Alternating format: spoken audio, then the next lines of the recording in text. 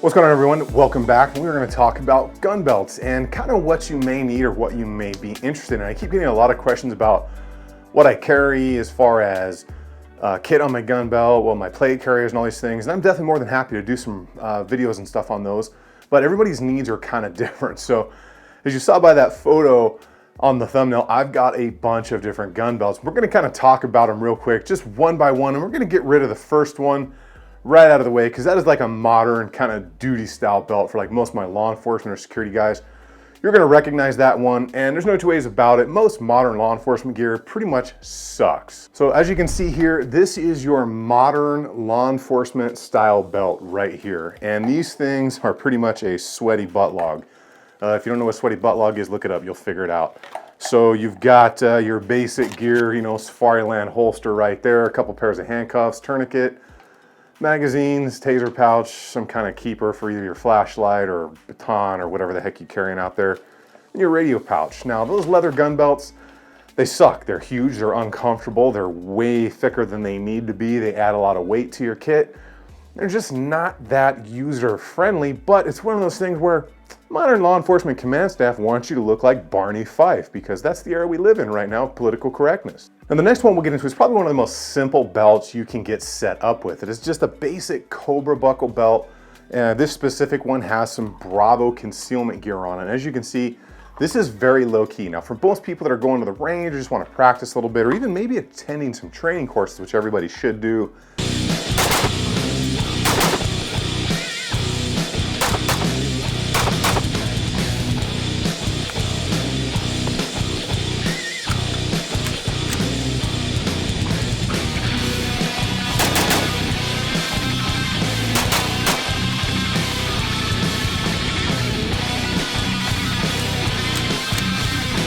this is really gonna do you well.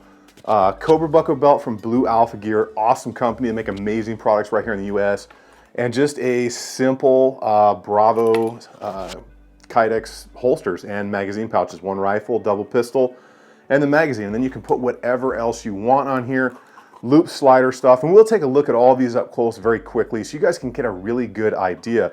But simple belt setup, and that Bravo concealment gear is definitely great, and it's got a lifetime warranty on it. Now, some people out there want like a full style battle belt or a Molly kit or something like that, and then kind of in comes something like this. Now, this one's several years old. This is HSGI, and it was one of their thicker padded kind of battle belts. And then I've got a Cobra buckle from Verdicts in there to hold it on. And as you can see, I don't have any kit on it right now because I just don't use it anymore. Now, these are great belts to carry around with you because you can throw them right on over your clothing, and they do work pretty well, especially if you got a drop leg holster with a leg strap on it to keep that belt in place. But it's just not my preferred setup anymore, although there are a great many people that wear versions of this belt.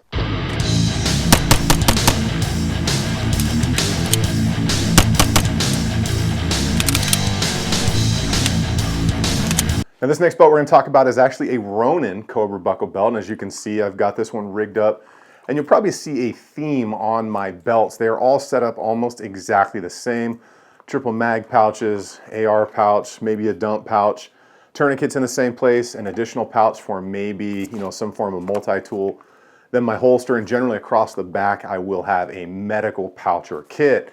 Now, the medical pouch, if it's stored on the back, typically that's for somebody else to use on me when I've gone face down, should that happen, should I need medical stuff. And that's pretty much why everybody on the range should have, you know, my life-saving stuff up here, my life-saving stuff here, and then you use it on, it gets used on you, or if you have a front mount of that one, that's what you use on yourself. And that's kind of a delineation between medical kits and where they go. But this Ronin belt, if you guys haven't seen Ronin stuff, awesome but pricey. And this one is outfitted with mostly HSGI tacos. And then again, a Safariland holster. I run almost always an ALS style holster because I carry one for work, and I need to maintain the same draw stroke every single time. And then what we'll get into is actually my modern belt setup right here. And this is the one I wear every time I'm going to training or doing anything else.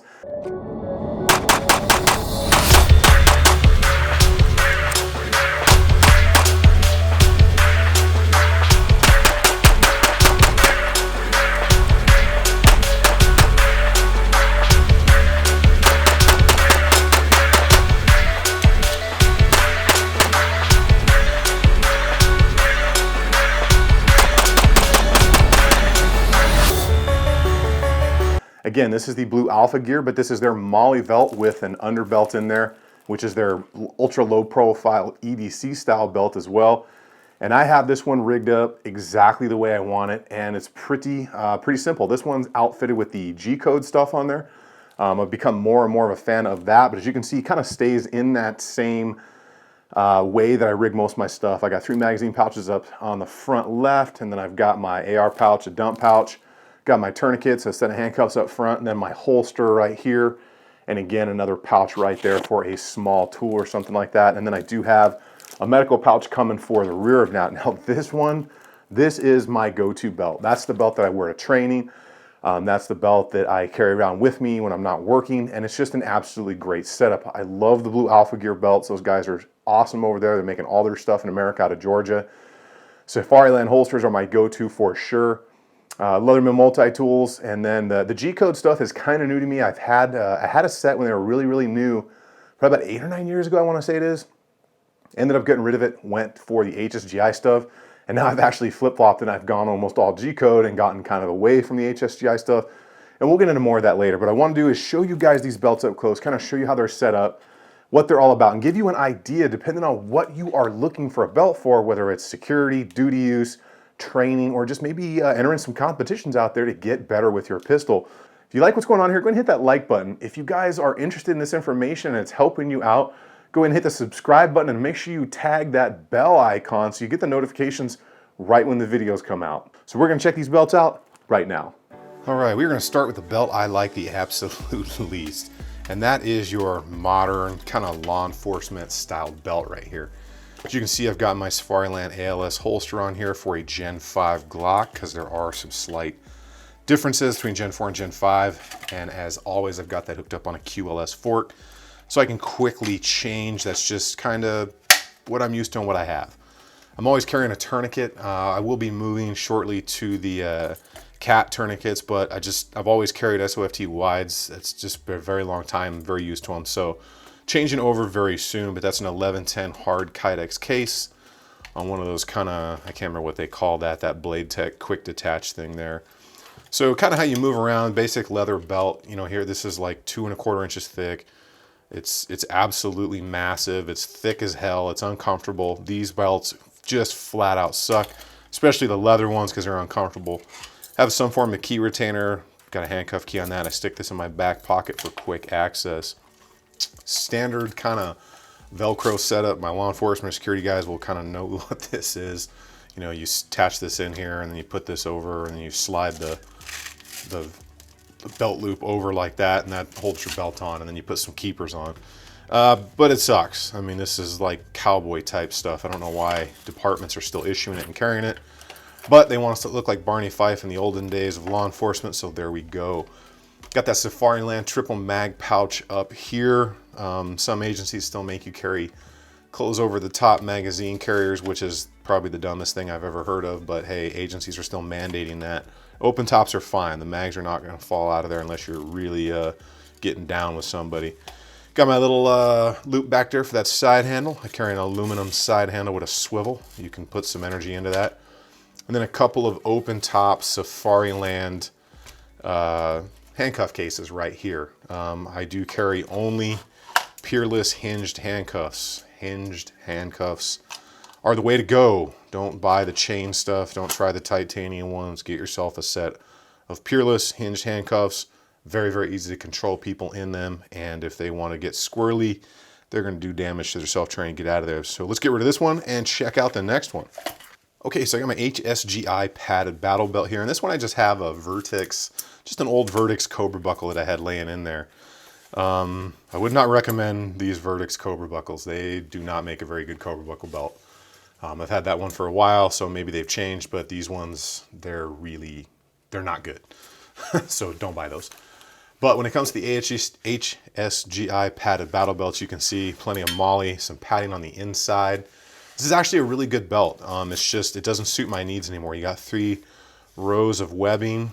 They really thought this out awesome. You've got areas up in here for drop leg pouches, all that kind of stuff on both sides. In the back you do, in case you carry one of those lower butt packs. You know, you carry a lot of medical gear down there hanging off your rear end. but it's good. And then you've got areas in here for suspenders. So long days of training, you know, grabbing this thing in your truck, you know, kind of like a bug out or battle belt type thing if you're into that. This is actually a great belt for that because you throw it right on over what you are wearing. So you size this to basically be thrown on over your pants and your belt or whatever you're wearing. And that rubberized padding in there keeps it firm, keeps you comfortable. And it's a pretty good belt, just doesn't suit my needs anymore. Now up here, this is a great little starter kit for somebody who's maybe just bought their first firearm or just looking to get a new belt or something like that. And let's talk about the belt first. So this is the standard kind of Cobra buckle from Blue Alpha Gear. Now these guys, awesome company, great guys. Everything they do is made in the USA, great company. They do all their work out in Georgia, and I dig it. And they're not overly expensive. So when you're buying this gear, it can get expensive. Everything on this belt's made in the USA, which is awesome. I dig that. This Cobra buckle belt specifically is several years old now, and it's holding up great. I still wear it all the time. I had this because I was just filming some video doing these, but I have this rigged with the Bravo concealment gear kind of setup, and they sell these kind of as like a package deal where you get a double mag carrier, an AR mag carrier, and then the pistol holster of your choice. Now this one's for Gen 5 Glock with the TLR1HL, and it's a great setup. This is really geared for first time purchaser, first time user, light training, maybe some training classes, which everybody should attend, and just a good all-around range belt for competition too. You know, you add a couple keepers in here to keep this on your belt. If you don't know what keepers are, they go around this and around an underbelt, and they keep your belt where it is, and they keep your gear where it's supposed to be. Good stuff on both accounts here between Blue Alpha and Bravo Concealment.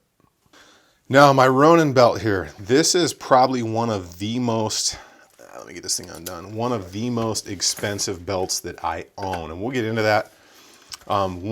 This is a D-ring style belt here with a keeper for the D-ring. Now this specific belt, almost positive this one was like close to $200. So you can see the size of that buckle is absolutely massive. I mean, look at the size of my finger compared to that buckle.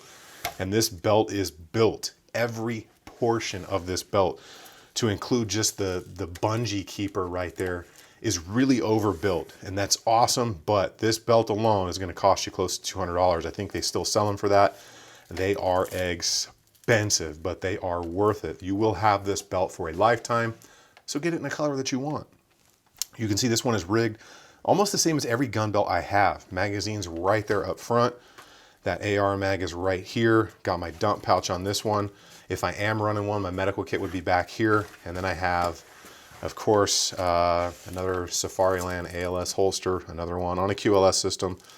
And then another tourniquet here. This is the SOFT wide with the 1110 case again, but this one's just in the orange because a lot of times I buy my medical gear in bright colors because if I need a tourniquet on me, I want you to find it right away. That's just how I feel. And then an additional mag carrier up front for usually a multi-tool. Now HSGI stuff, it's great. It's good stuff. I've just moved on from it because I do like other brands a little bit better. This specific set of kit is, I want to say, probably 10 years old now, and it's still going strong. And I'm still using it, although I took it all off that battle belt and put it on a more traditional kind of Cobra style belt. And then obviously this one is the Molly version, and it's just great material. But in all, the way this sits, this is a probably $350 belt, not the cheapest option for people. So this is my current go-to belt. Kind of remove this here so you can see what I got going on. Do this piece by piece. Now this again is a Blue Alpha Molly belt. I'm really a fan of Blue Alpha gear because it's made in the US, and they're just overall good people every time I have talked to them. So this is one version of their slim EDC line of belts. I wanted this one specifically because I knew I was going to be using it for, you know, carrying a rig. So it's got the little eye hole right there. You zip through it just like this.